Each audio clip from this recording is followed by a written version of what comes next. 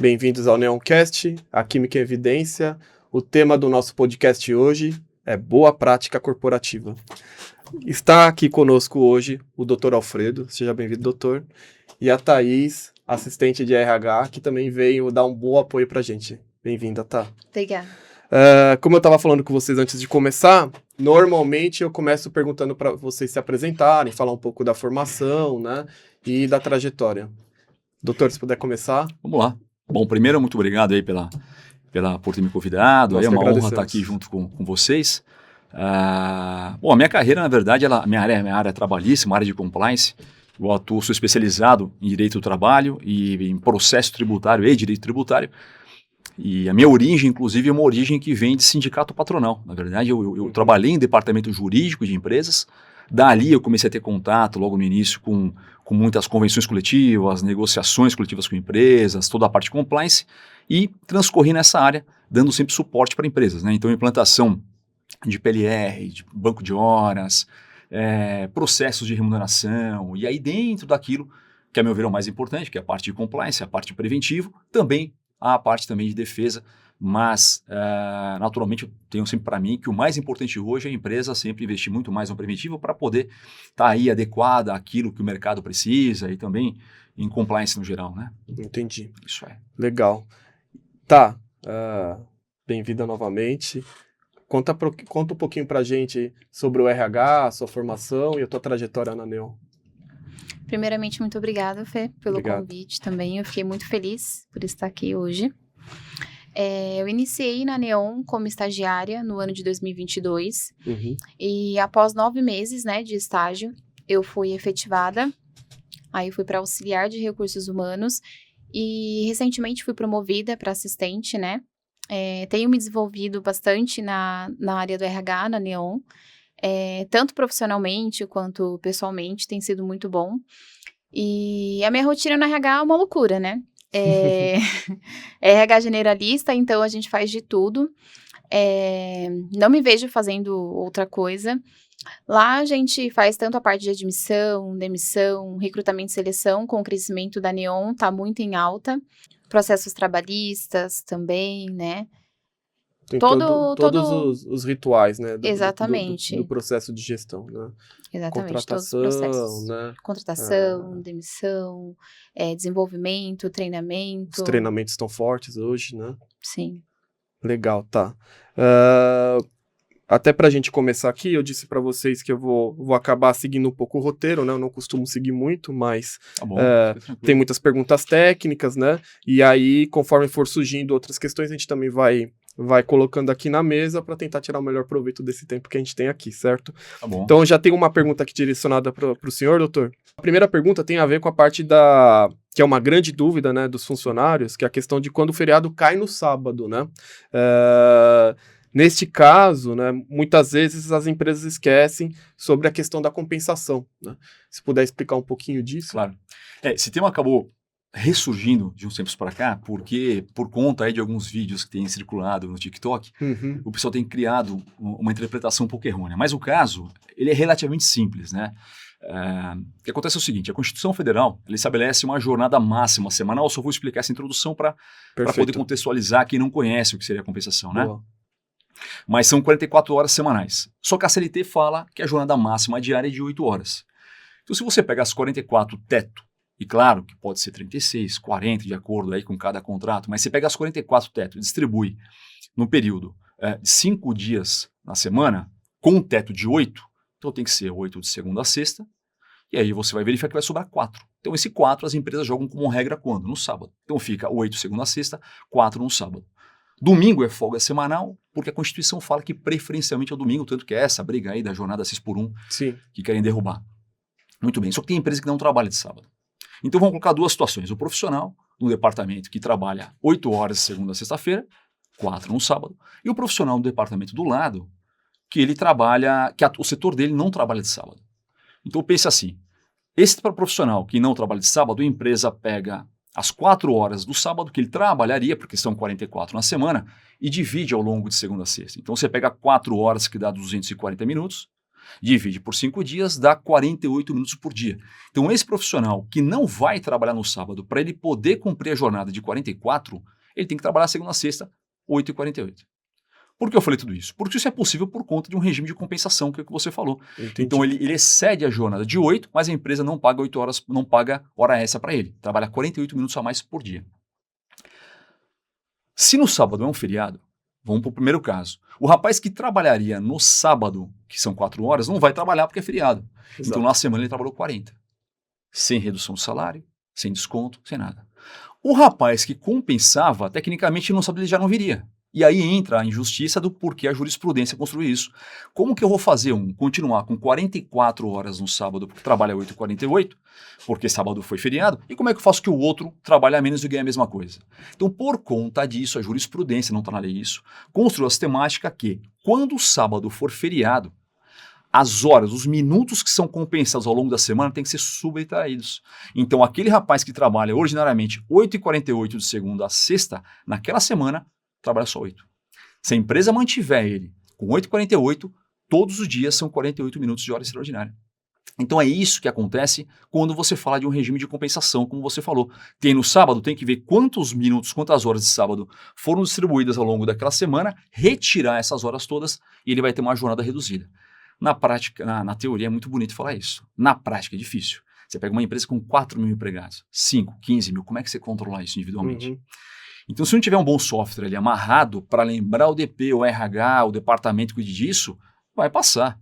E aí você entra na situação que vai ter que pagar hora extraordinária e assim por diante. Eu iniciei falando de vídeos do TikTok, porque, e alguns vão ver isso por aí, se fizer dar um Google aí. Teve alguns julgamentos recentes, realmente teve, dizendo que não. Que quando acontece feriado no sábado, não precisa pagar hora extra de segunda a sexta-feira naqueles minutos. Só que isso foram julgamentos isolados. Então foi o juiz lá do interior de São Paulo, interior de Minas, interior, e com todo respeito, isso não é jurisprudência. Só que algumas pessoas sustentam isso como sendo uma jurisprudência e divulgam como sendo uma verdade, e não é. Então mantém-se sim a regra que é feriado de sábado, tem que reduzir a jornada ao longo da semana. Perfeito. Né? E isso é benéfico, né? Para a empresa, inclusive, a não ser que ela tenha um banco de horas, que é um outro tema, em que ela pega aqueles 48 minutos e joga lá no banco para poder se compensar, que também é uma ferramenta muito útil pós-reforma trabalhista. Legal. É isso. Se eu não me engano, eu até escutei falar que essa questão de banco de horas é algo que tem aqui no Brasil, né? Não é em todo lugar que tem, né? Não, é verdade isso aí, porque assim, na França, por exemplo, a jornada semanal é 36 horas, já é reduzida. O que o Brasil que se pretende com aquela PEC que está para ser aprovada, mas não vai, pelo que tudo indica, né? Então, como se diz no jargão, estão embarrigando a PEC para jogar para frente. Mas a lógica do banco de horas é que quando você tem jornadas tidas grandes perto de outros países, eles permitem uma flexibilização. Então, no Brasil, e eu acho isso saudável dentro daquilo que se faz, até pela cultura do brasileiro, permite-se, com alguns regramentos legais, a convenção coletiva de trabalho, que você faça com que o empregado venha no final de semana, né, no dia que é possível, né, tem alguns regramentos para isso, exceda, mas é algo realmente muito setorial, é muito do Brasil. Tem países que são rígidos, muito mais do que o nosso, França, por exemplo, e tem países que o rapaz trabalha 14 horas por dia, 15 horas por dia, não tem folga, por exemplo, né? Então o Brasil está no meio do caminho. Nós temos, de fato, ali uma legislação e uma construção no Brasil que permite que o empregador possa flexibilizar a jornada jogando de um dia para o outro, que dentro daquilo que a gente pratica é bem interessante. Né? Sim, com certeza, facilita, né? Muito, muito. E... Até para o próprio profissional, né? Às vezes, o pessoal, quando fala de banco de horas, tem sindicatos que têm uma visão muito distorcida. Tem sindicatos que vedam, proíbem o banco de horas na convenção, por entender que isso favorece o empregador. Não, eu posso ter um problema na minha casa, quero acompanhar uma manutenção que vai ser dada, que teve um vazamento, eu viro para você que é meu empregador e falo, olha, foi o seguinte, hoje eu não vou poder ir, tem que comunicar, claro, e depois eu compenso. Então, para o empregado também é saudável, não é só para a empresa, né? É isso aí. Entendi, não, perfeitamente. E... indo aqui para a próxima pergunta, aqui tem uma questão aqui que pediram para colocar também, que é a questão de câmeras com áudio no ambiente de trabalho, né? Eu acho que o Dr. Alfredo até pode até pode completar essa questão, né?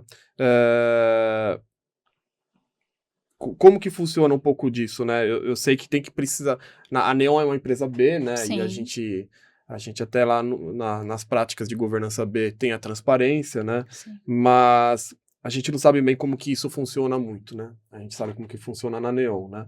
Se você puder explicar um pouquinho sobre a parte de câmeras com áudio. Na Neon, recentemente, nós implementamos, né, essas câmeras em algumas salas do setor administrativo, né? E nós informamos quando essas câmeras vão estar funcionando, né? Porque, por enquanto, elas não estão com o áudio, né? E para os colaboradores, nos nossos canais internos de comunicação, então a gente avisou eles antes. O que seriam os canais externos? Até para todo mundo saber. Via WhatsApp, né? Nós temos um grupo corporativo no qual a gente utiliza para poder informar eles. Então, nós informamos todo mundo. E é um canal mais fácil, né? Porque a gente sabe que todos eles vão ver. E nós informamos eles, né, que vai começar que vai ser implementado essas câmeras, né, que vai estar funcionando a partir da semana que vem, inclusive. Ah, que legal. E também dentro dessas salas a gente colocou placas, né, indicando, sinalizando que tem câmeras com áudio.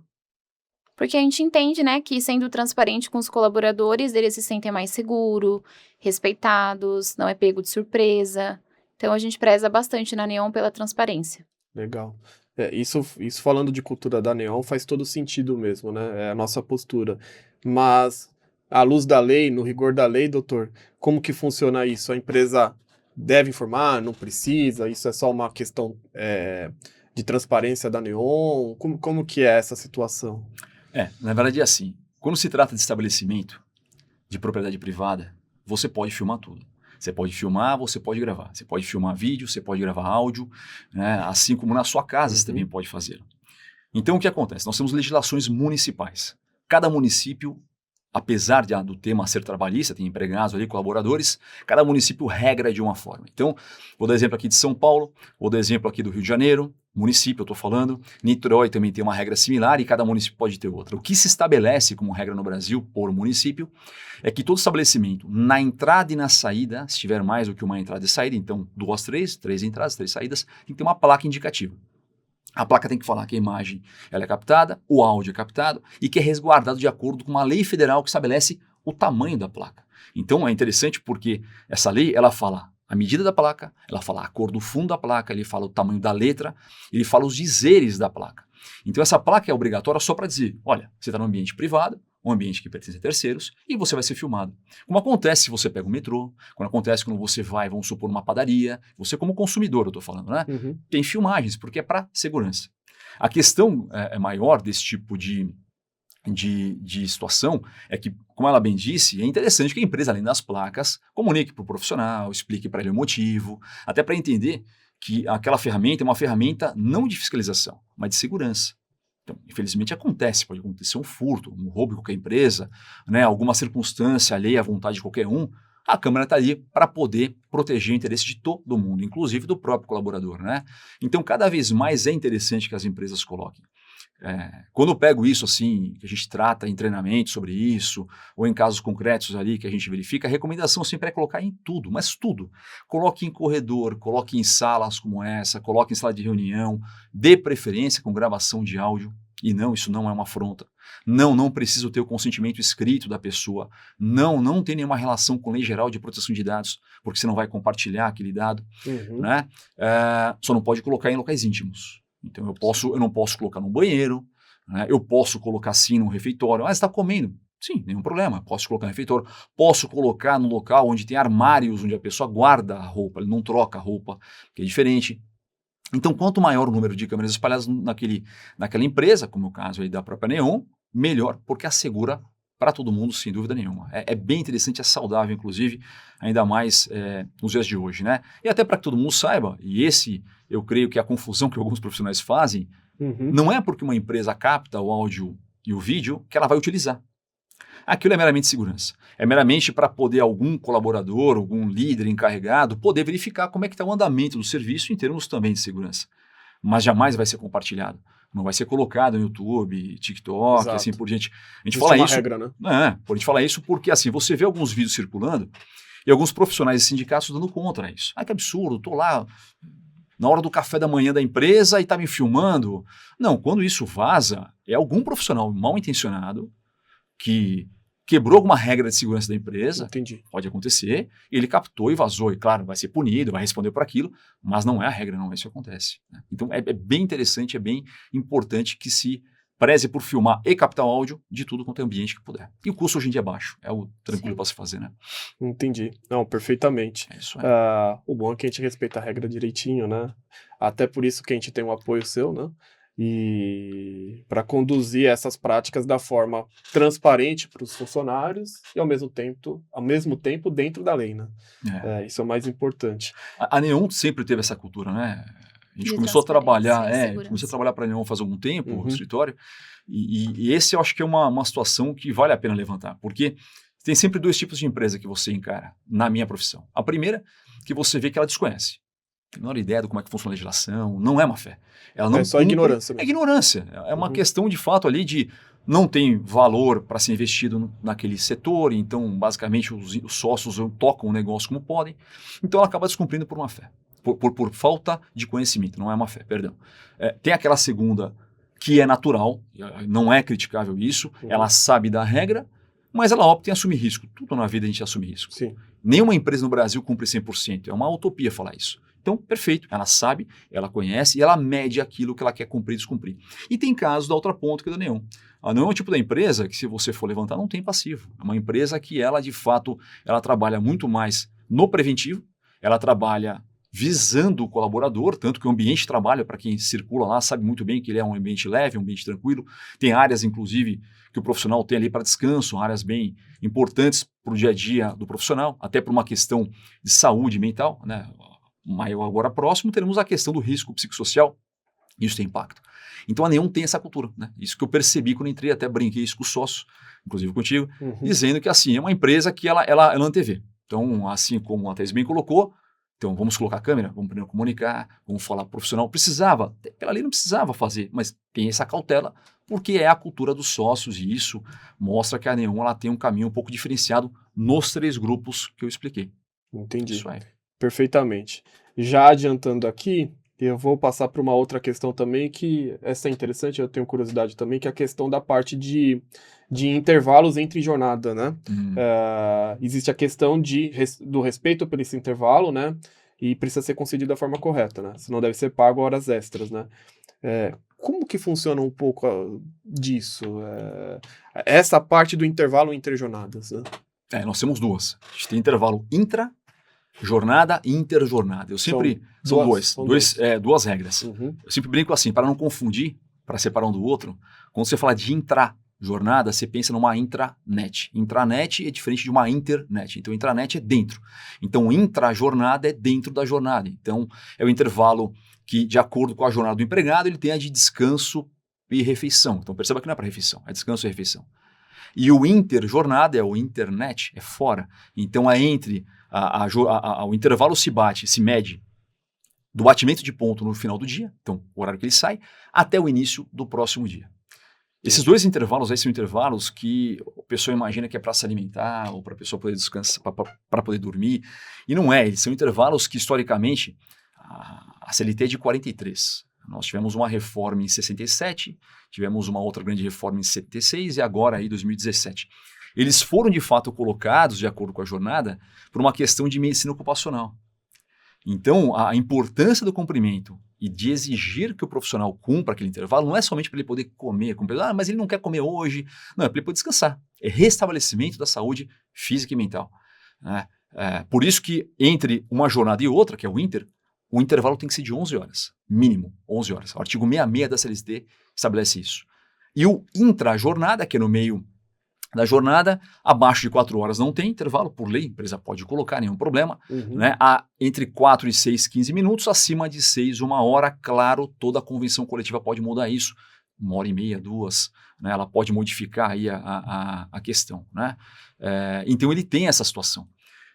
E aí eu tenho insistido muito nisso por conta do momento que a gente está passando. Né?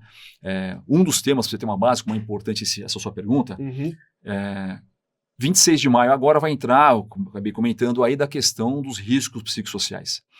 Foi publicado um manual do Ministério do Trabalho e Emprego, onde nesse manual ele cita ele elenca, na verdade, né, algumas situações que podem gerar estado depressivo, ansiedade, depressão, síndrome do pânico. Aí tem uma série de situações absurdas, algumas delas, eu reconheço que o manual veio da tese de mestrado de um auditor fiscal do trabalho. Então eles deram copia e cola e colocaram isso lá. já entra na NR1 também. Agora, NR1, junto com a NR17, que fala também de ergonomia. A autoração impactou nas duas. E aí, basicamente, um dos tópicos lá, que fala que é um risco psicossocial, é não cumprimento de intervalo. Por isso que a norma e a jurisprudência determina que quando o empregado ele não cumpre, não importa se a empresa que acabou impedindo que ele executasse ou que ele não queira e acabou fazendo desacordo, a empresa tem que pagar aquela hora, mas ela pode ser punida, ela pode ser multada, mesmo pagando. E quando o empregado, por exemplo, não cumpre o intervalo interjornada de 11 horas, então imagine que ele tem 8 horas, ele não fez hora extra, só que ele entrou mais tarde. Então ele chegou, em vez de entrar às 9 da manhã, ele entrou meio-dia, vamos aqui exagerar. Entendi. E na compensação permite-se que ele fique até cumprir 8 horas. Digamos que no dia seguinte, por alguma questão, em vez de entrar às 9, ele entrou às 6 da manhã. Se você medir da saída desse dia, que foi mais tarde que o esperado, até o início do outro dia, se não tiver tido 11 horas, veja que ele não fez hora extra. A hora suprimida das 11 paga como hora extra. Entendi. Apesar de não ser, porque é uma punição para a empregadora, nesse caso financeira, que é pagar o profissional por não ter descansado. Então é um tema bastante importante que as empresas, no geral, elas entendam que não é uma questão de impor ao trabalhador, ao profissional, ao colaborador, não importa ali o tipo do contrato, é você explicar para ele que ele tem que cumprir por uma questão de proteção dele mesmo, né? Exato. Proteção e garantia dele mesmo, e também, claro, porque a gente tem que manter a empresa imune a qualquer tipo de autoinfração. Né? Então tem vários... É algo que a gente pega bastante no pé, viu, lá na Neon. Sim. A gente faz um controle bem rigoroso.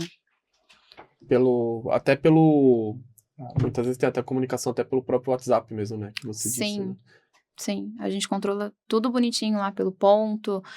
Se a gente perceber que a pessoa fez, ao invés de fazer 1 hora de almoço, fez 5 minutos a menos, a gente já informa o colaborador, uma vez, não respeitou a advertência, então a gente pega bastante no pé, porque ele precisa ter o descanso. E é importante isso que ela falou, porque a advertência, as pessoas vinculam ela a uma punição. Uhum. A empresa como a Neon, como outras tantas, quando aplicam a advertência, não está punindo. Entenda bem, é a demonstração de uma infração, mas não está punindo. Advertir é avisar. Sim. Fernando, você fez a menos. Fernando, você não pode fazer menos do que 1 hora. Para você é interessante, a empresa tem que cumprir isso. Então, a gente só documenta, a empresa tem que documentar, como é o caso da Neon e como é recomendável, para que você tenha prova de que foi comunicado ao profissional que aquilo não pode acontecer. Mas, de fato, como ela bem colocou, não é uma questão de punir, né? É uma questão de documentar e explicar. Só que a explicação de forma que se produza a prova. Basicamente é isso. E é recomendável que seja feito isso. A pessoa muitas vezes opta por uma advertência verbal. É muito melhor, não causa animosidade. É um erro. Porque se ao longo de muito tempo você pega o profissional, o Alfredo lá, que descumpre o intervalo, e você vai um dia e fala com ele. Aí você vai o segundo, fala com ele. Vai o 10º, fala com ele e ele nunca cumpre aquela questão. Se amanhã ele denuncia a empresa, se ele entra com processo, você não tem prova para demonstrar que a empresa, como ela disse, falou, olha, não pode fazer isso. Então é importante que, de fato, faça, como ela falou, de dar advertência, que não é propriamente uma punição, é uma comunicação documentada. É interessante, tem empresas que optam por não colocar título como advertência, põem como cientificação. Regra mesma, você está explicando. Cientificação. Você muda 6 por meia dúzia. Entendi. Mas faz muito isso quando você pega setores que os sindicatos, eles criam problemas. Entendi. Quando ele vê que tem um número grande de advertência, achando que é perseguição. Não é perseguição, é uma comunicação formal.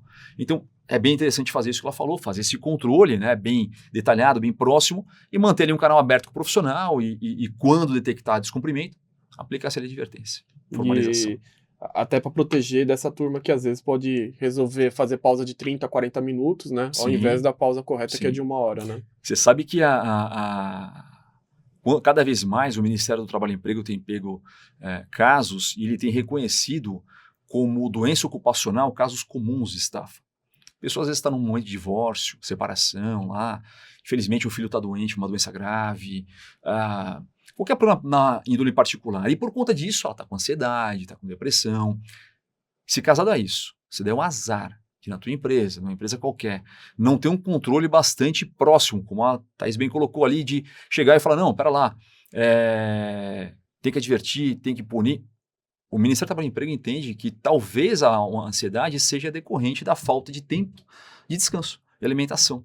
Tanto é que tem uma portaria do MTE dizendo que anexo causal, quer dizer, uma doença como estado depressivo ou depressão, é causada quando os intervalos não são cumpridos. Então, o tema vai longe, pode causar um impacto grande, agressivo para a empresa, de acordo aí com o que aconteça em termos de denúncia, em termos de processo trabalhista.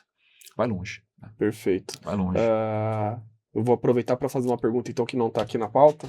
Vamos lá. Então, vou puxar um gancho do que você disse, doutor. Tem a NR da ergonomia também, né? É NR 17, né? É. E esses dias até, por eu estar lá na área financeira agora, tinha que enviar a cadeira para um funcionário, né? Então tava lá, tinha que lançar lá o pagamento, tudo. E eu sei que a Neon, até por uma característica nossa, né? Nós trabalhamos em home office, né? O administrativo inteiro é home office, né? Sim. E o RH tem todo um trabalho lá, porque tem que enviar cadeira, envia suporte de mesa, apoio de pé. Apoio de punho, né? Nossa, um monte de coisa assim, que eles vão vendo conforme a necessidade, né? E eu sei que é uma característica da Neon fazer isso, eu não sei como que funciona aí fora, né? Então, eu gostaria um pouco do feedback da Thaís sobre isso, de como isso acontece, e do senhor também para explicar um pouco sobre isso. Perfeito. Quando a regra, desculpa, só para completar, em situações que a empresa trabalha em home office. Sim, né? claro. Porque é bem específico. Porque no ambiente corporativo assim, é até difícil pensar nas empresas que não façam isso, né? Mas no home office, no home office é maior. Isso, exato. É isso aí. É muito, muito legal falar sobre essa parte, porque até mesmo na parte do recrutamento e seleção ali, quando a gente está fazendo a entrevista com o candidato, e ele pergunta, mas o meu notebook, o meu notebook é tal, tem algum problema? Eu posso trabalhar na minha mesa aqui da cozinha? E a gente fala, não, nós enviamos todos os aparelhos ergonômicos para você, se você vier ser aprovado, nós enviamos cadeira de acordo com a ergonomia, a gente vê certinho, né, se tem a regulação correta, a altura correta, a mesa tem que ter a altura correta, então a gente envia todo o aparelho ergonômico, a pessoa fica com uma cara que você fica, meu Deus, nenhuma empresa faz isso, e realmente, a Neon, ela é uma das empresas que fazem isso e é muito difícil você encontrar uma empresa que faz. A minha irmã mesmo, ela fica abismada quando eu falo para ela que a gente vai comprar uma cadeira para um colaborador. E é uma coisa tão simples, né? Que eu vejo como obrigação mesmo da empresa fazer e muitas empresas não fazem. E é algo que a Neon, ela preza bastante pela saúde ergonômica mesmo do colaborador, mesmo trabalhando de casa. E mesmo sendo estagiário. E mesmo sendo estagiário. Desde o estagiário ao cargo maior, não tem essa discriminação, né, de cargo. Ergonomia e bem-estar é para todos. Perfeito, que é valor nosso, né? Exatamente. Como que funciona na regra da lei, doutor? Muito bem, é aquilo que eu falei, a Neon, ela tá no terceiro bloco preventivo. Tá. Então a Neon, ela, de fato, ela cumpre isso de uma forma automatizada e, de fato, ela faz de forma correta, né? A própria legislação estabelece isso. Quando você tem um trabalho em teletrabalho, que é similar ao home office, tem algumas pequenas diferenças, mas vamos lá, são similares, de fato a CLT determina que a empregadora tem que fornecer todo o mobiliário e estrutura necessária. Impressora precisa, tem que fornecer. Então, apoio, como você falou, de punho, tudo tem laudos ergonômicos que estabelecem, de acordo com a atividade, aquilo que é o risco ergonômico e a empresa fornece. A Neon faz isso de forma perfeita, só que o que é cultura de vocês, o que é algo comum para vocês, nem sempre é no mercado. Porque, convenhamos, né? É fácil falar e é um pouco difícil fazer. Você pega empresas pequenas, ou não tem recurso, ou tem empresas grandes que não querem cumprir mesmo. Então, muitas vezes a empresa contrata, empresas médias e grandes até contrata profissional, põe em casa e o rapaz trabalha no puff. Ele trabalha sentado na mesinha da sala. Você pega hoje em dia, para quem está aqui em São Paulo, você tem estúdios de 30 metros quadrados, 20 e poucos metros quadrados. Então, muitas vezes, até o profissional não quer, porque ele fala, não tenho onde enfiar aqui dentro. Mas não tem jeito. Se está em home office, de fato, a empresa tem que fornecer, como a Neon bem colocou, e ele tem que utilizar. Então, no mercado, eu tenho que reconhecer que a grande maioria não cumpre essa regra de forma britânica, de forma correta, em termos de fornecimento. E é um erro porque você não está gastando dinheiro. Aquele patrimônio volta. Então, se amanhã você demitir o Alfredo, ele tem que devolver a cadeira. Você tem que buscar, na verdade, a cadeira e retirar Tem empresa que vai lá e concede, dá para o profissional. Sim. Mas eu quero dizer o seguinte, o Que é o investimento... nosso caso. Vocês acabam dando, né? Principalmente- O imobiliário, né? Principalmente porque o home office ele te dá uma vantagem, né? Que é você poder contratar pessoas de qualquer lugar do país, né? Do mundo. Ou do mundo, Você né? pega a Sim. pessoa da Argentina. A gente tem a nossa... Uma das nossas gerentes, diretoras, trabalha nos Estados Unidos, né? Então a gente tem pessoas em todo lugar do mundo Sim. mesmo, né? E tem lugar que não é viável, né? Não tem porquê, né? Então Não a gente tem. concede mesmo, né? Sim, a gente não pede de volta a cadeira, né? Não pede, né? Então, Não. mas a empresa eventualmente descumpre e às vezes descumpre achando que está dando. Digamos que ela não possa dar, esse é o caso, né? Uhum. Ok, então você vai lá, fornece para o profissional e depois vai lá e retira. Mas é fundamental e cada vez mais. E isso, mais uma vez, também, eu estou falando isso só para lembrar dessa importância, consta também em portarias do MTE como sendo riscos do trabalho. Então, a pessoa ter uma alerta, DORT, você pega, por exemplo, na classificação CID, né, Código Internacional de Doenças, você pega lá lumbago com ciática, que é um plano de coluna, que a pessoa, é pela postura que ela trabalha. Então, você fornecendo, produzindo prova que você fornece, o pessoal sendo instruído, como a Neon faz, com laudos, Sim. a empresa está bem segura, bem tranquila quanto a qualquer processo, porque comprova que, assim, o regular procedimento foi feito. E eu lembro que a gente tem isso desde sempre. Não é uma... Eu não sei se foi ajustado, mas não é uma NR pós-pandemia ou pré-pandemia, isso já existe há muito tempo. Eu lembro que na época o próprio Eduardo que cuidava, que é um dos sócios, né, você conhece ele bem. Sim. E eu falava, Edu, mas essa cadeira é mais cara e ela é mais feia, né? Por que a gente está adquirindo isso, né? Desculpa. Tranquilo. Desculpa. E aí ele falava, não, Fê, mas essa aqui tem os ajustes de braço que sobe e desce, o encosto vai para frente e para trás, a altura sobe e desce, essa aqui é dentro da norma. Eu falava, entendi. É isso mesmo. Ou seja, ela nem às vezes ela não é nem tão bonita assim, né? Não. Mas ela tem ajuste de regulagens, altura. né? Exato. Tem regulagem de apoio de braço, regulagem de altura, algumas cadeiras, ela tem também lombar. Então são cadeiras que não são tão baratas, né? Até pelo tipo de regulagem, mas também não são cadeiras que visualmente são atrativas, né? Não é como uma cadeira de couro que não é boa. Às vezes são cadeiras que você vê uma poltrona e fala, nossa, que maravilha, mas a pessoa afunda na cadeira. O que não é interessante quando você fala de ergonomia. Mas é aquilo que você falou mesmo, olhando para a cadeira você fala, não é uma cadeira boa. Na época, né, você olhava assim e falava, nossa, custou tão caro, né? Tem essa cadeira presidente aqui. Muito mais bonita, né? Mas esteticamente não servia, né? ela chama mais atenção, né? E eu tô falando, sei lá, no começo desse século, né? Isso aí. 2000 e pouquinho, né? 2000 e nada, assim. Sim. Né? Ou seja, E muitas vezes, Fê, o colaborador, o novo colaborador, né, no caso, ele tem uma cadeira em casa, ele quer usar a cadeira dele lá de gamer, porque ele fala, mas gamer, eu já né? tenho, de gamer. Mas a gente sempre pede uma foto daquela cadeira para analisar a ergonomia certinho, e se tiver dentro da ergonomia, a gente até permite com que ele utilize a dele, né? Já que ele não quer uma da Neon. Mas se não tiver, a gente fala, não, olha, eu sei que você ama a sua cadeira gamer, só que você precisa estar com uma cadeira dentro da ergonomia para sua saúde, tá? Aí a gente compra e ele tem que utilizar. Essas cadeiras, até pelo nível de sofisticação atual, elas acabam meio que atendendo em alguns casos, porque ela realmente tem regulagem para tudo, né? Tem de altura, lombar, a posição, né? Que é reta, né? Fica quase com 90 graus. Elas têm. Parece um robô quase, né? Mas acabam funcionando nesse sentido. A médio prazo, o profissional rende mais. Até com isso. Porque no dia a dia ele pode não perceber. Mas a postura que ele trabalha, a forma como ele digita, o quanto ele digita, impacta no resultado final dele. Então também é um investimento até para o profissional. Claro, não tem uma doença ocupacional, mas também para que o rendimento dele seja esperado dentro da jornada que ele tem.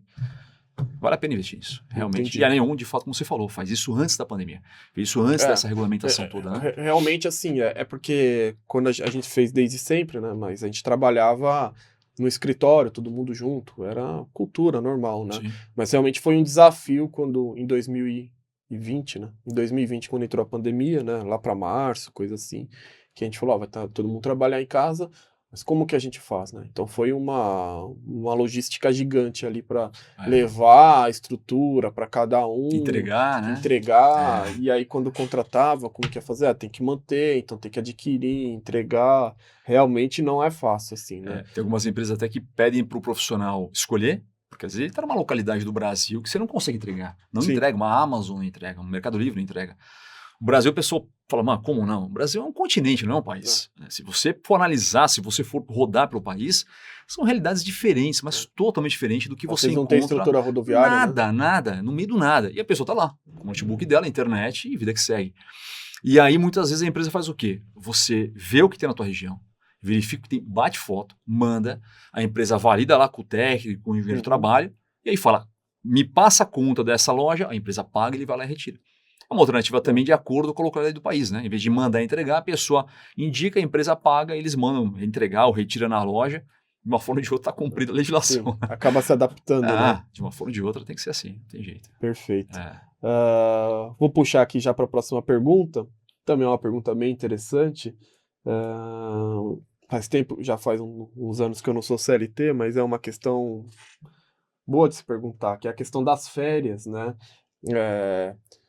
Eu nem lembrava disso, né? Existe uma regra, tá? Referente às férias. Como que funciona isso? Tem um tempo mínimo para informar? Sim, com certeza. Na verdade, né, nós precisamos informar os colaboradores e os gestores com 30 dias antes, né?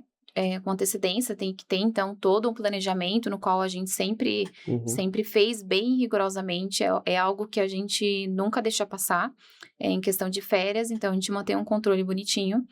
E agora, de acordo com a nova legislação, né, pode ser dividido em até 3 períodos, um deles, né, tem que ser até 14 dias, né, e os outros podem ser divididos não inferior a 5 dias. É isso mesmo, né, doutor? 14 e 5, 5. São 3 períodos mínimos, né? Em 3 períodos.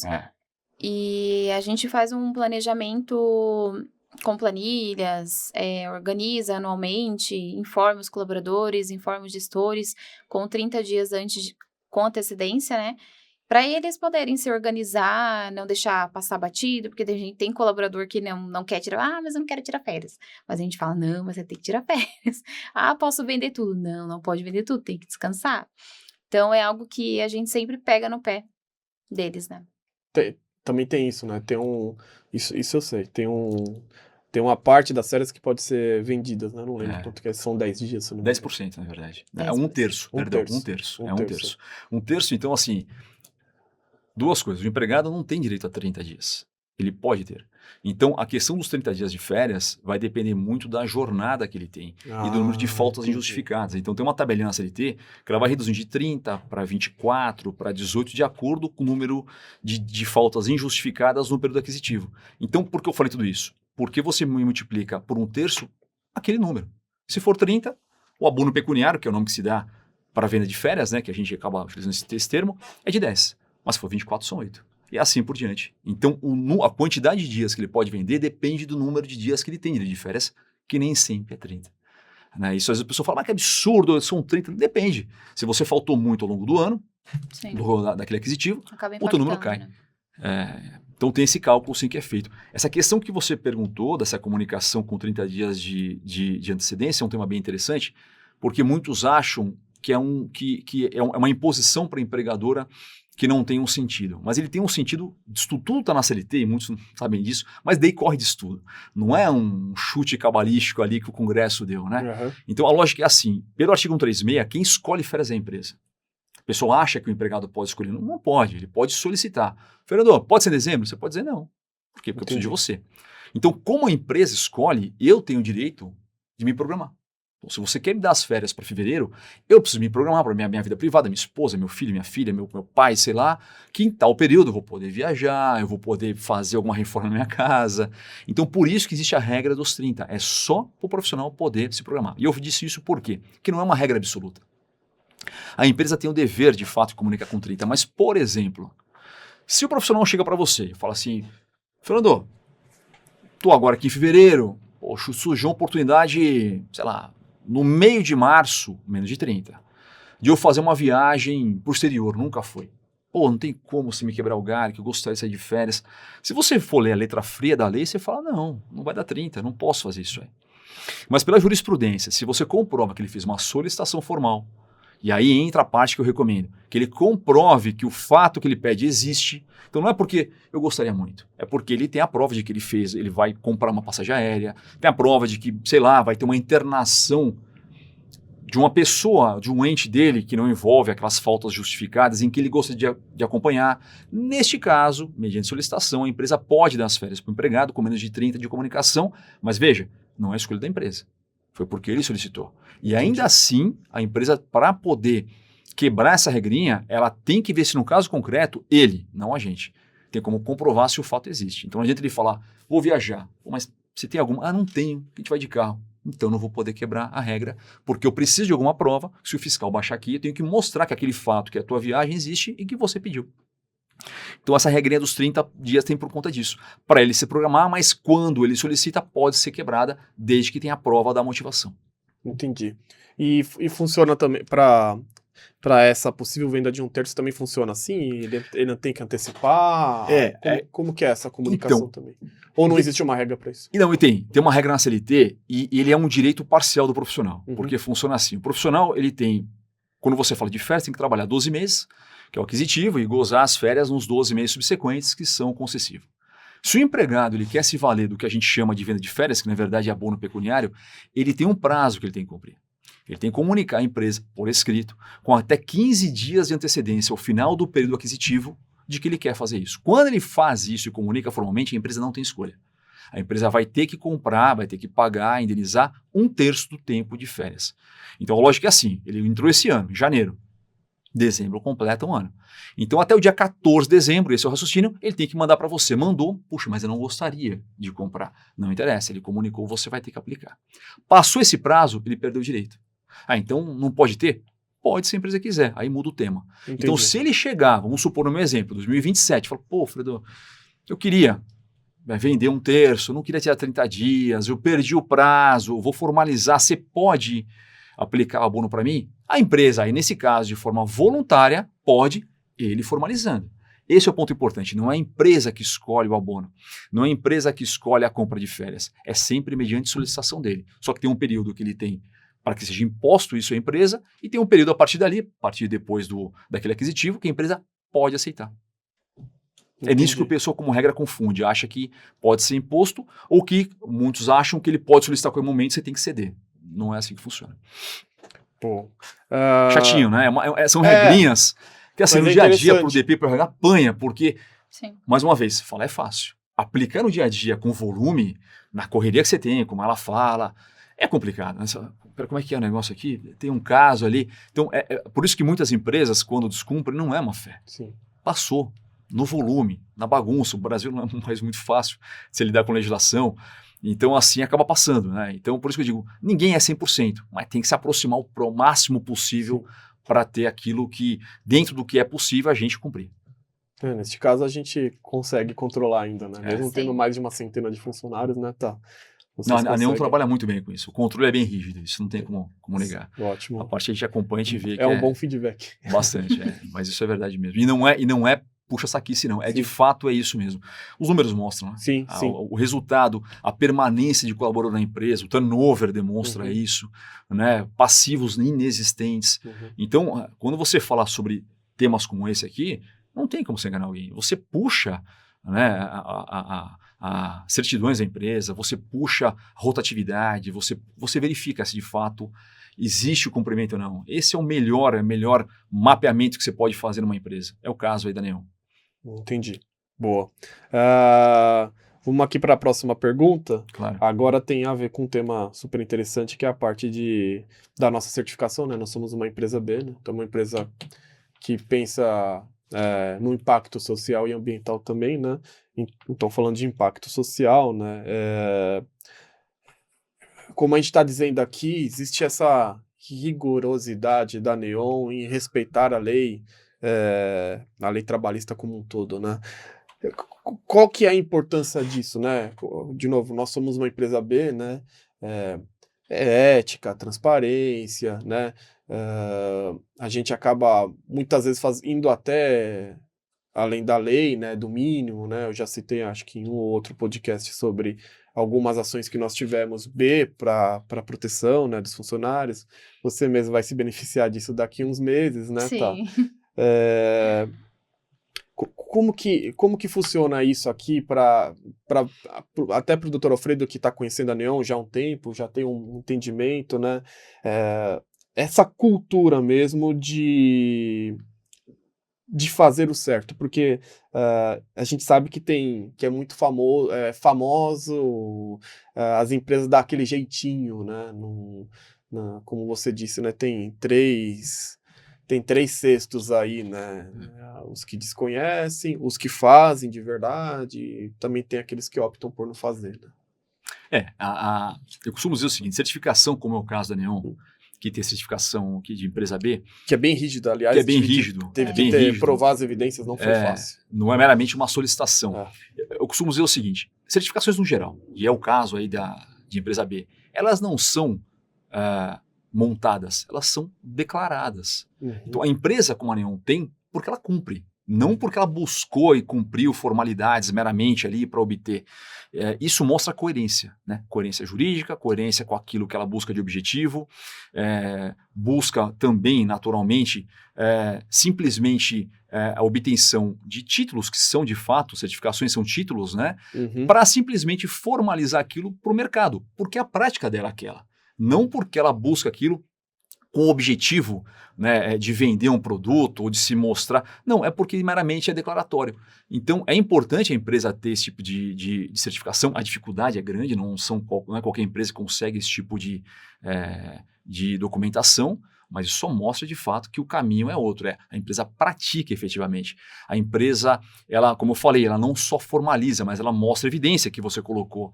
Então, só demonstra, só reforça de fato a linha, né, o norte que a empresa segue no dia a dia aí, como cultura de sócios, como cultura aí de gestores, culturas implantadas junto aos colaboradores. É bem importante isso, é bem importante. Nós conquistamos, né, o selo da empresa B exatamente por conta disso, porque a Neon é uma empresa que é transparente, até mesmo a gente sempre quis seguir na risca. Não é à toa, né, que hoje o Dr. Alfredo, ele tá nos acompanhando aí rigorosamente, né, puxa a nossa orelha de vez em quando, a gente faz umas perguntas para ele, manda um podcast de 5 minutos, mas é algo que nos ajuda muito para manter a certificação da empresa B, né, e foi algo que é exatamente por isso que a gente conseguiu conquistar, porque a Neon, ela segue exatamente o que está na risca na lei. Boa. E eu acho que isso aqui também é um bom gancho para a próxima pergunta. Pelo que eu entendi aqui, a pergunta tem muito a ver com empresas que só procuram o jurídico na hora que a bomba estoura, né? E eu acho que aqui eu queria que vocês falassem um pouco. Me parece que o que a gente tem aqui é uma boa sinergia de trabalho, de um apoio, de uma consultoria, né? Que faz com que a Neon trabalhe de forma preventiva. É isso mesmo? O que a gente tem de benéfico em ter realmente a estrutura do Dr. Alfredo, né, com seu escritório, dando esse suporte para uma empresa que está inserida no Brasil, né, com toda essa complexidade da lei, né, que o senhor sabe muito bem, né? No caso da Neon, esse é um ponto interessante, porque assim, de fato, a gente tem uma cultura no Brasil de achar que assim, vamos deixar o incêndio pegar, depois a gente apaga o fogo. E eu sempre tenho esse exemplo para dar. É como uma floresta. Quando o incêndio pega e queima, você apaga o fogo. Mas o que queimou está queimado. Você não tem como reconstruir. Aquilo está queimado e vai transparecer. Então é muito mais barato você prevenir do que você depois remediar. É de fato, financeiramente, se colocar na ponta da caneta, é mais barato. A Neon, quando me chamou, quando contratou nosso escritório, e é uma verdade isso, o objetivo não foi sanear um problema, desde o começo. Quando um dos sócios nos procurou e a gente mostrou o portfólio, enfim, a ideia foi, vamos revisar. Vamos ver se tem alguma coisa que de fato foge àquilo que deveria ser. Então, mais uma vez, são 3 grupos, né? Nenhum colocado no preventivo. Então, as empresas que eventualmente socorrem de jurídico, quando eu falo jurídico, não é da minha área, é qualquer área. Civil, tributário, trabalhista, previdenciário patronal e outras áreas jurídicas que fogem ao jurídico, engenheiro do trabalho, técnico de segurança, que são áreas fundamentais hoje em dia, seja para o trabalho, seja para a saúde mental e física do profissional. A empresa que deixa isso por último, ela vai pagar uma conta no futuro. Ela não consegue, não adianta, ela não consegue certificações, como você falou. Ela não se mantém no mercado ao longo do tempo. Ninguém se mantém no mercado por muito tempo de forma gratuita. Isso não existe. Então, sempre, a postura de você atuar no compliance, e isso no Brasil ganhou muita força, eu diria que de uns 15 anos para cá, né? Isso mudou muito. Muito tempo atrás não era assim, mas mostra-se que o mercado também exige isso. Então, o teu contratante, a empresa fornecedora, um cobra do outro esse tipo de postura. Então, é de fato muito mais barato você prevenir do que você remediar. Sem querer alongar, mas que ver um exemplo muito claro, você pega a Lei Geral de Proteção de Dados. Quando você pega essa lei, tem uma multa. Aí você fala, multa é multa. A gente paga multa aí, eventualmente, alguma empresa, por regularidade acontece. Só que a multa, nesse caso, dessa lei específica, que requer, só para entender, é um preventivo, como eu falei, requer que você faça um mapeamento de dados, requer que você obtenha consentimentos escritos do profissional, que você indique qual tipo de dado pessoal sensível que você possui e assim por diante. A multa ela envolve 4% do faturamento bruto anual do grupo econômico. Você pega uma empresa com faturamento extraordinário, 4% do faturamento bruto anual por infração é para quebrar a empresa. Se tomar 2, 3 infrações, você quebra. Então, de fato, socorrer do jurídico só no momento de crise, às vezes não tem o que fazer. Eu até brinco isso lá no escritório, né? Dependendo do que aconteça, é assim, chama o mago. Porque é mágica que você vai ter que fazer, não tem muito o que fazer. É, de fato, tentar apagar um incêndio, né? E sempre quando você apaga o incêndio, alguma coisa se queimou. Então, atuar dessa forma como vocês atuam, e eu falo isso mais uma vez porque é uma verdade, não é porque a gente trabalha para vocês, porque grande parte do que a gente tem de clientes não é dessa forma, é algo diferenciado no mercado. E isso não tem como se discutir. Legal. E eu acho que essa resposta até puxa um pouco a próxima questão aqui, né, porque a gente vê muito como esse rigor da lei como algo frio, né? E na verdade a questão aqui é que na verdade a lei está aí também um pouco para cuidar da gente, né? Acaba sendo um cuidado, né? Como a gente falou aqui sobre diversas questões, ergonomia, né? Tudo mais, né? É isso, né, tá? É assim que o RH encara, né? Sim, a gente segue a lei, né?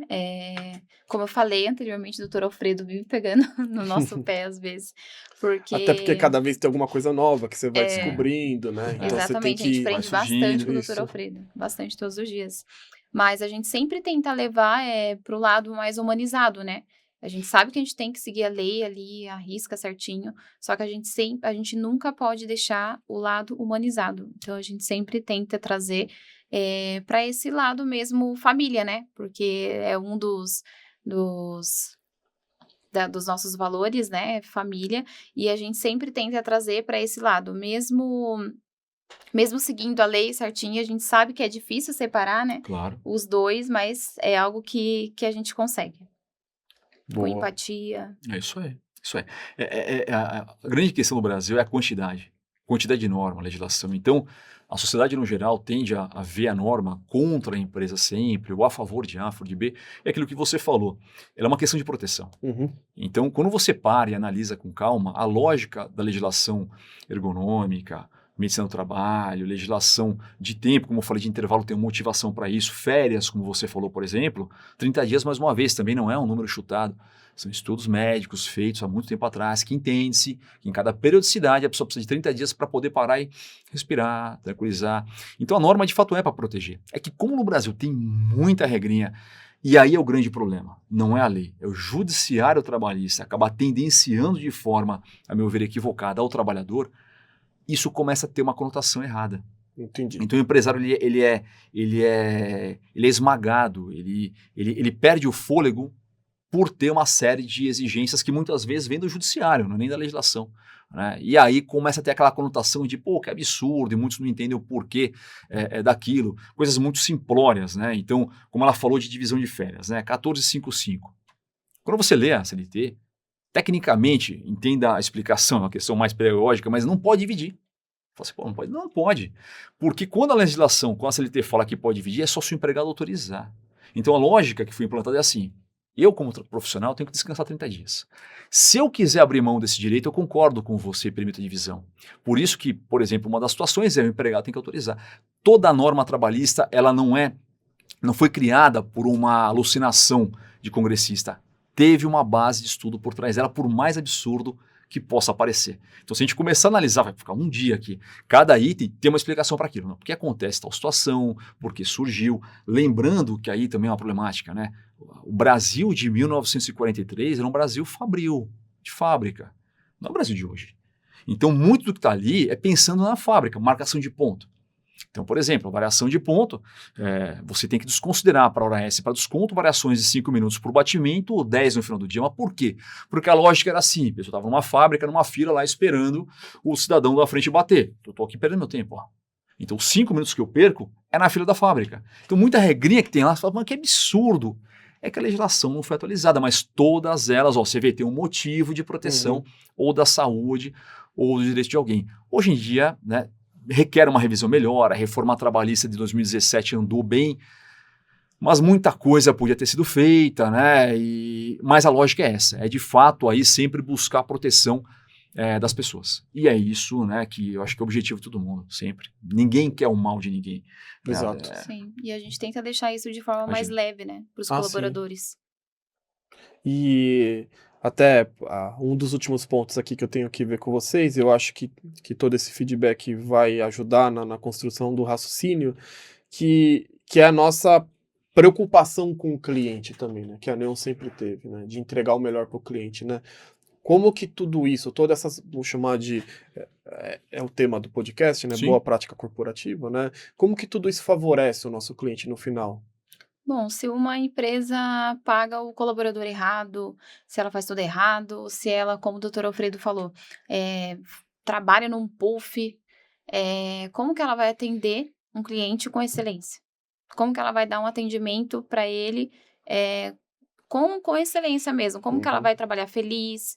Não tem como. Então, eu acredito que isso impacta bastante no atendimento para o cliente. Legal. Sem dúvida, né? Empresa é uma ficção, né? Eu costumo dizer que a empresa ela não tem uma cara. Quem é a cara da empresa são os profissionais. Então, se eventualmente você não traça um projeto, se você não trata o profissional minimamente com respeito, que hoje em dia não é algo muito óbvio em empresas por aí, né? Se você não trata ele com segurança, se você não dá a ele a segurança, se você passa a dilapidar direitos dele, ele vai traçar aquilo para o seu cliente. Ele vai passar com uma má vontade, aquela situação que muitas vezes, eu falo isso com muito respeito, mas você vai em órgão público, aquela má vontade da pessoa. Por quê? Porque eventualmente é um reflexo do tratamento que ele recebe. Então, se a pessoa é maltratada numa empresa, ela vai jogar esse maltrato para frente para o seu cliente. Então, o tratamento com o profissional é entender que ali na frente ele é a cara da empresa. Né? A empresa ela não tem um rosto, ela tem um logo que está no peito de um profissional que vai atender seu cliente. Então, é fundamental que ele seja treinado, conduzido, ciente da importância que ele tem quando ele trabalha com a marca da empresa, quando ele carrega a marca da empresa. Então, tem todo o efeito no atendimento ao cliente, tudo o que você faz em prol a mais, como tudo aquilo que você faz respeitando minimamente ali, o direito que ele possui. Isso impacta. É seres humanos, né? Não tem jeito. A pessoa descontente, ela vai colocar aquilo para fora, ela vai espelhar isso e o cliente vai perceber. Né? Não é à toa que você fala com algumas empresas, como é o caso da Neon, eu fui lá algumas vezes, o pessoal, você entra lá dentro, por exemplo, o pessoal está sorrindo, clima leve, né? Os sócios, os 4 sócios, por exemplo, a gente vê uma preocupação no dia a dia de dar minimamente alguns cuidados com profissionais, festas de final de ano, que não é meramente confraternização, mas é o que agrade o profissional. Isso traz um efeito prático na construção de uma marca da empresa e traz o efeito prático como o cliente enxerga também a sua empresa. Não tem a menor dúvida disso. Isso é natural. Que ótimo. Caminhando aqui para o final, eu acho que essa pergunta realmente é muito pertinente. Importante até para a gente conseguir concluir com sabedoria tudo que a gente construiu aqui. Que eu acho que é a recomendação ou o conselho final que vocês podem dar. O doutor na parte jurídica, de fato, e a tá falando do RH com propriedade, né, para empresas que querem adotar a boa prática, né, corporativa, né, assim, é que de verdade, como eu nunca vivi isso diferente, né? A Neon sempre teve essa cultura, né? É difícil você pensar como que isso não funciona, como isso acontece em outros lugares, né? Aonde não há essa preocupação, né? Agora, a gente sabe que não é a realidade, né? A Neon, como Sim, você com disse, é certeza. uma exceção. Existem outras empresas igual a Neon, né? Mas não é a maioria, né? Sim, a Neon é raridade, né? Assim, tem várias empresas sérias, né? A Neon não é a única, né? Mas a gente sabe que no mercado também tem várias que não tem essa boa prática, né? Então, qual o conselho que os dois podem dar, né? O doutor, de novo, com a visão mais jurídica, ia estar com a questão do RH, né? Essa experiência, né? Sobre empresas que falam que talvez estão assistindo e falam, a gente vai começar a adotar boas práticas corporativas também, porque realmente é importante.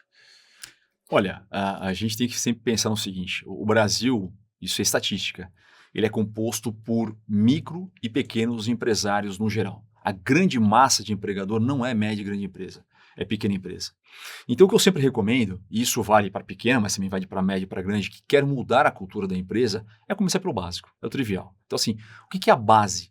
Base é direito mínimo. Base é verificar se as férias estão sendo bem concedidas. Base é verificar se o limite de hora extra diária é cumprido. Base é verificar se, de fato, o profissional ele está recebendo no dia a remuneração que tem que receber. Básico é verificar se a convenção coletiva traz algum direito, a gente está descumprindo. Então, certificações são importantíssimas, direitos a mais são importantes, mas para quem quer pensar numa regularização, é começar na base. É começar assim, bom, o mínimo eu estou dando, o mínimo eu estou cumprindo, né? De fato, a folga semanal tem que ser uma dentro de 7 dias, por exemplo. A pessoa não pode ficar 7 dias trabalhando de forma contínua. Isso está sendo respeitado. Quando a empresa ela passa uma peneira nessa base, ela começa a ganhar um status de, bom, já posso começar a dar o próximo passo. Como você bem falou, a realidade da Neon, assim como de muitas, né? E a gente está falando uma questão estatística, é uma realidade que não é a maioria do Brasil. Porque o Brasil, mais uma vez, o que a gente se encontra no Sudeste não é igual do Sul, Nordeste e Centro-Oeste do Brasil. E, infelizmente, muitas vezes o segmento também não colabora. Mas é fato que as empresas que realmente querem pretender, ou pretendem, né, na verdade, minimamente começar a sanear esses problemas, é pegar no mínimo, é pegar na CLT, de fato, eu vou reconhecer, não tem como negar, muita coisa não vai ser cumprida, mas é um caminho. Nenhuma empresa, e eu não estou falando aqui nesse caso da Neon, estou falando historicamente, nenhuma empresa das grandes hoje no mercado, as maiores no ramo do varejo, as maiores, nenhuma começou cumprindo 100%. Isso é uma inverdade. Você vai ver muitas empresas enormes do mercado, inicialmente descumpriam regras, por quê? Porque não tinham condição financeira. E como começaram? No básico. E aí vai se estruturando, vai caminhando, vai contratando profissionais quando podem, né? Para dar algum conselho, algum acompanhamento, vai se espelhando em empresas concorrentes, porque é uma medida para quem não tem condição financeira. E por fim, sem me alongar mais, treinar a mão de obra. Então, DP bem instruído, RH bem instruído, os profissionais internos conhecedores do que tem que se fazer. Então, depois que ele bate o mínimo, ele cumpre a base, que é o piso, aí ele começa, de fato, a planejar o treinamento e aí vai estruturando a empresa de pouco em pouco. É uma realidade do brasileiro. Falar que uma empresa hoje em dia vai ser constituída e vai sair cumprindo é uma mentira, isso não acontece. Mas tem um passo a passo que dá para seguir ainda, né, e que vai fazer com que a empresa atinja aí uma colocação boa no mercado. Perfeito. Isso é. E aí, tá? Alguma coisa para adicionar sobre isso? Sim, com certeza. Tem um doutor Alfredo, né, na empresa de vocês, assim como a Neon, porque... Além disso, a gente tem também um departamento jurídico, né? Sim. Que também dá apoio, né? Sempre que a gente Michele precisa. Com certeza. Nos ajuda muito também, desde o comecinho, né? Mas não deixem isso para depois. Porque se vocês cuidam dos colaboradores de vocês, o seu negócio anda. Se vocês não cuidam, ele trava, aí aparecem os problemas, não só jurídicos, mas financeiro mesmo da empresa, como a gente tinha falado anteriormente, né? Acaba impactando no atendimento para o seu cliente. Então, antes de você se preocupar com o seu cliente, se preocupe com os seus colaboradores, né? Com a saúde mental deles, com a saúde ergonômica. E a Neon é uma empresa que ela tem essa cultura, né? Essa boa prática. antes mesmo de tudo isso, antes mesmo do Dr. Alfredo entrar. Mas tem um Dr. Alfredo na empresa de vocês, né? Um jurídico, que é algo que vale muito a pena, porque nos ajuda bastante. Boa. Mas só um ponto final, tá? Lembrando, esse tipo de metodologia é de cima para baixo. Então não há profissional que faça se a diretoria não está consciente disso, que é a questão da Neon. Então a medida é a diretoria, sócio, quando fala diretoria são sócios, uma limitada, uma empresa pequena, uma EPP, não importa, a diretoria tem que estar consciente disso, ela querer implantar. E aí ela vai procurar os meios de acordo com a possibilidade dela, né? Mas é sempre uma metodologia de cima para baixo. Entendendo a diretoria que tem que fazer, aí ela começa a implantar. O que não dá para se esperar é de baixo para cima. O profissional não implanta, ele aplica aquilo que é a cultura da diretoria. Aí a situação funciona bem, e aí vira a cultura da empresa, sai da pessoa física daquele sócio e passa a ser uma cultura diária da empresa. Isso é. Legal. Mais uma vez, eu queria agradecer a presença dos dois. Caberia várias perguntas, né? A lei é quase infinita, né? Mas eu acho que a gente conseguiu trazer luz a muitos pontos que são importantes, que normalmente os funcionários têm dúvidas, né? A empresa as empresas como um todo também acabam tendo dúvidas, né? Então, eu acho que foi muito rico nesse sentido. Doutor, você é sempre bem-vindo, tá? Talvez tenha outros temas que a gente pode discutir específico, quem sabe NR1 mais para frente, né? Espero revê-lo, tá, também. E para quem acompanha o nosso podcast, curta, compartilhe e a gente se vê na próxima. Obrigado.